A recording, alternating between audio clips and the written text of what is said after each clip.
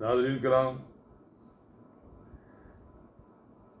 وزیر اعظم اس وقت کے وزیر اعظم عمران خان کی ابھی حکومت ختم نہیں ہوئی تھی تو انہوں نے پریڈ گراؤنڈ اسلام آباد میں ایک کاغذ لہرایا تھا اور کہا تھا یہ سائفر ہے جس میں میری حکومت ختم کرنے کا امریکہ نے حکم جاری کیا ہوا ہے۔ پھر یہ سائبر قومی سلامتی کمیٹی، وفاقی کابینہ، پتہ نہیں کہاں کہاں تک گیا۔ پھر عمران خان صاحب نے سائبر سے دستبردار بھی ہو گئے، کوئی ایسی بات نہیں تھی۔ انہوں نے امریکہ سرکار کو جو ناراضگی ہوئی تھی اس کو راضی کرنے کے لیے 3 کمپنیوں کی خدمات حاصل کر۔ اب پھر عمران خان کی گرفتاری کے فوراً بعد امریکہ میں ایک ادارے نے وہ سائبر شائع کیا ہے۔ ہم اس موضوع پر آپ کے ساتھ گفتگو کریں گے، لیکن میں آپ سے استدعا کروں گا کہ اگر آپ میرا یوٹیوب چینل نواز رضا کے ساتھ اب تک سبسکرائب نہیں کیا تو برائے کرم اسے فوری طور پر سبسکرائب کریں، لائک کریں اور اب آپ کے ساتھ شیئر کریں، اور آئیکن کا وہ بٹن دبانا نہ بھولیے کہ جب ہم ویڈیو لوڈ کریں تو سب سے پہلے آپ کو اطلاع ملے۔ ناظرین کرام، یہ سائبر ہے کیا؟ یہ ساری پاکستان کے اب لوگ جان گئے ہیں۔ پہلے تو پاکستان کے بہت سے لوگوں کو معلوم ہی نہیں تھا یہ سائبر ہوتا کیا ہے، لیکن بہرحال یہ اتنا خفیہ ایک کوڈز کے ذریعے پیغامات ہوتے ہیں۔ ہر ملک کے اپنے اپنے کوڈز ہوتے ہیں۔ شکر ہے یہ کہ عمران خان صاحب نے سارے کوڈز بھی لیک آؤٹ نہیں کر دیے، لیکن سائبر کو پھر بھی جس انداز میں انہوں نے اپنی سیاست کے لیے استعمال کیا اس کی اجازت نہیں ہے، اس کی سزا تو بھگتیں گے۔ یہ اسٹیٹ ٹو اسٹیٹ معاملات کو کس طرح انہوں نے اپنی پالیٹکس کے لیے استعمال کیا، اور بڑا وقت استعمال کیا کہ جب مجھے جیل بھیجیں تو اس کو پھر شائع کر دیجیے۔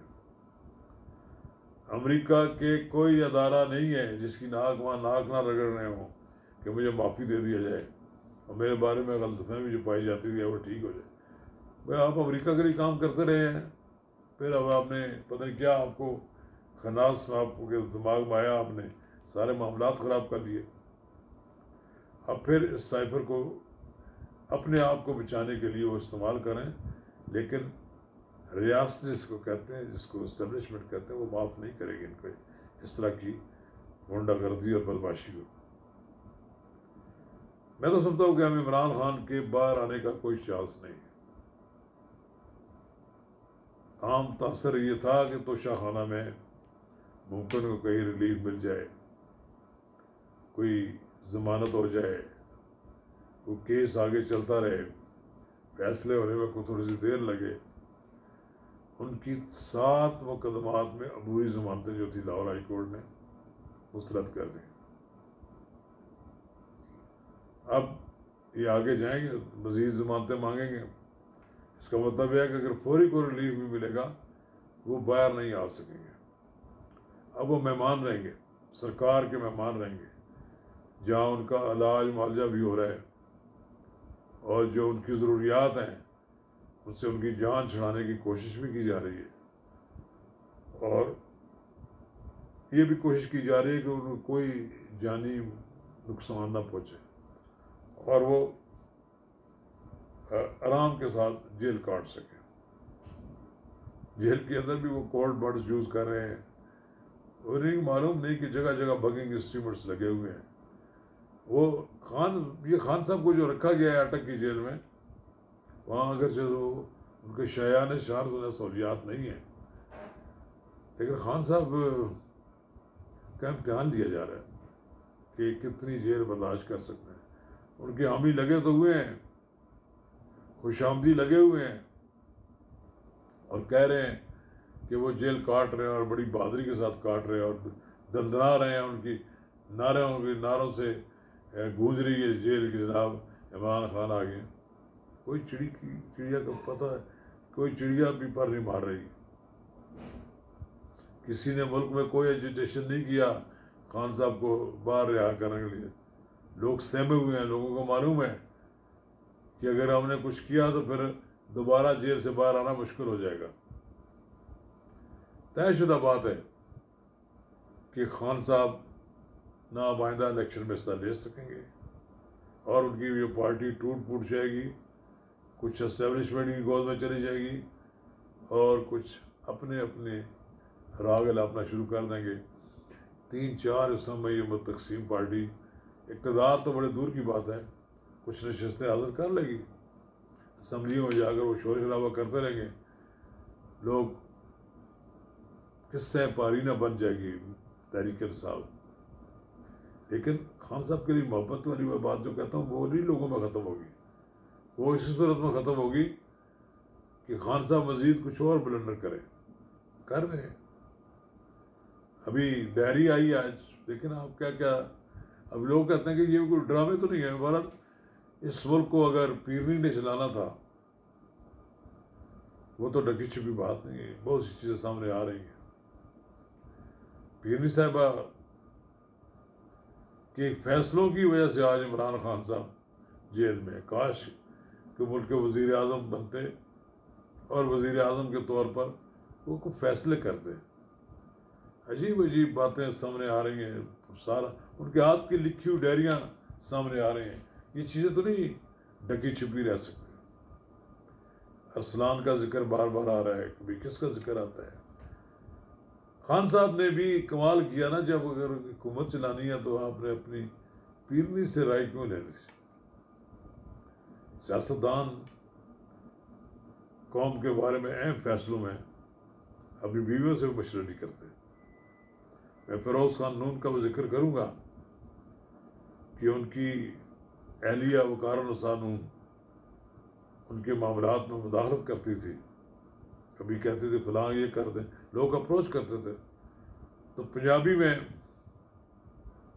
وہ اپنے متحد عملے کو کہتے تھے یہ گلا سن دیا کرو، لیکن عمل کوئی نہ کرنا۔ اور وہی ہوتا تھا کہ وقار النساء کو اس پہ اثر انداز نہیں ہونے دیتا تھا اپنی حکومت پر۔ اسی طرح کوئی اچھا پالیٹیشین اپنی بیویوں کے اشاروں پر حکومتی فیصلے نہیں کرتے۔ خان صاحب نے تو کمال کیا نا جی، خان صاحب نے ایک ایسی حکومت قائم کر دی جس میں لوگ ان کے گھر کی سفارشوں پہ تعیناتیاں ہوتی تھیں۔ وہ گوگی کا تو ذکر آتا ہے، یہ پاکستان کی تاریخ میں یہ بھی ایک بڑا نام پیدا ہوا ہے کہ انہوں نے کروڑوں روپے تعیناتیوں کے لیے ہیں۔ ڈپٹی کمشنر لگتے تھے، ڈی پی او لوگ لگتے تھے، تو پیسے کماتے تھے، پھر تبھی تو دیتے تھے پیسے ان کو۔